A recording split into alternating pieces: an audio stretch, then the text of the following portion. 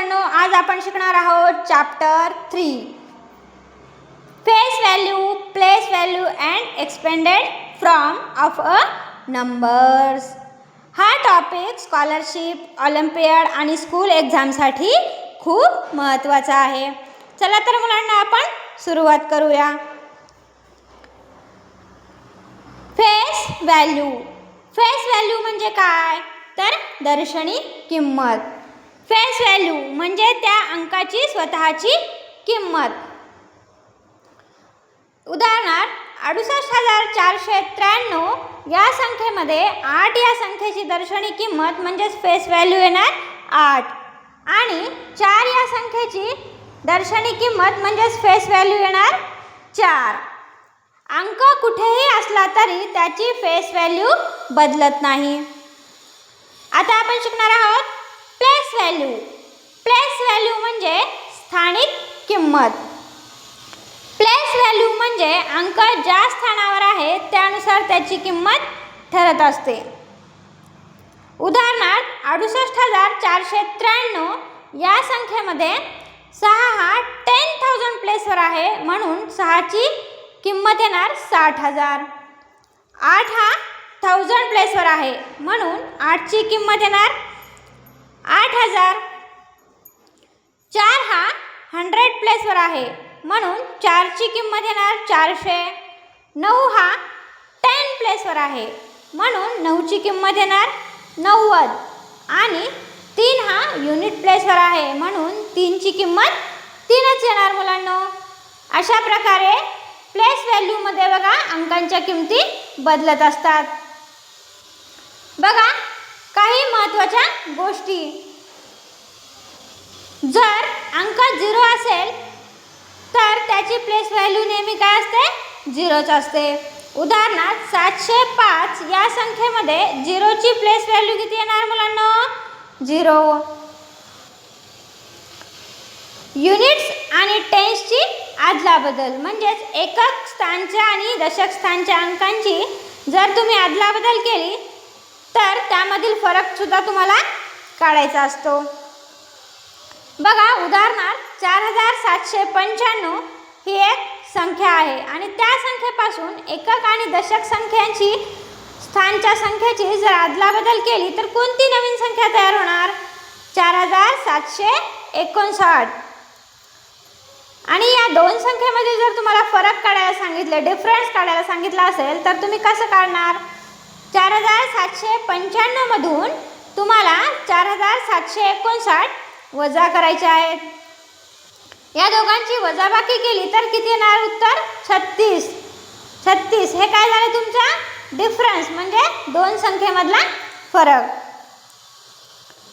आता बघा 5 आणि 9 एकाच स्थानच्या संख्या आहेत दोन्ही पण.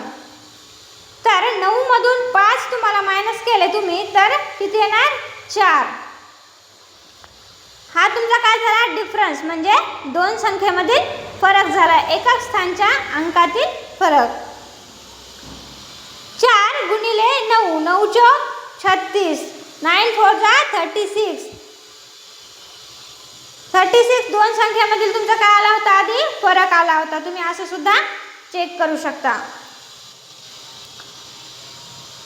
Same digits. सेम डिजिट्स म्हणजे काय तर सारख्या संख्या.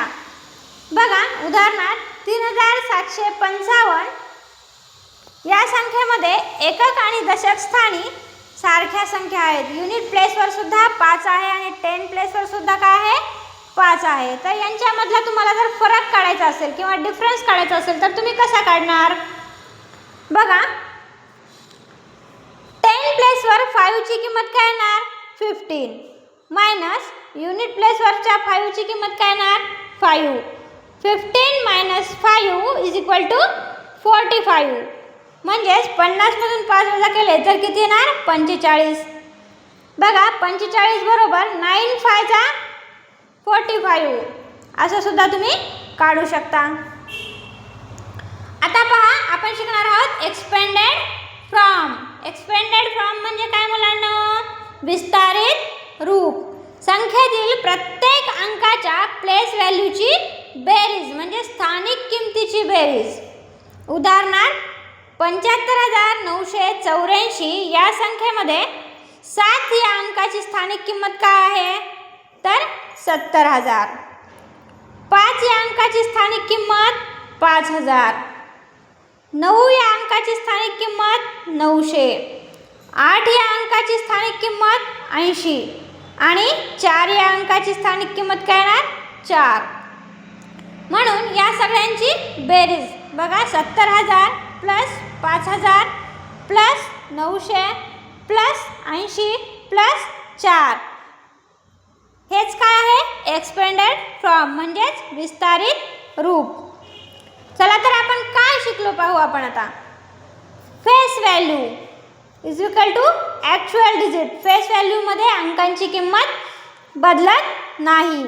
Place value position into digit म्हणजे प्लेस व्हॅल्यूमध्ये अंकांच्या किमती बदलतात. Expanded from is equal to sum of place value. Expanded फ्रॉममध्ये स्थानिक किमतींची बेरीज करायची असते. असेच नवनवीन स्कॉलरशिपचे व्हिडिओ पाहण्यासाठी आपल्या सक्सेस स्टडी हब अकॅडमीला लाईक करा, सबस्क्राईब करा आणि बेल आयकॉन दाबायला विसरू नका.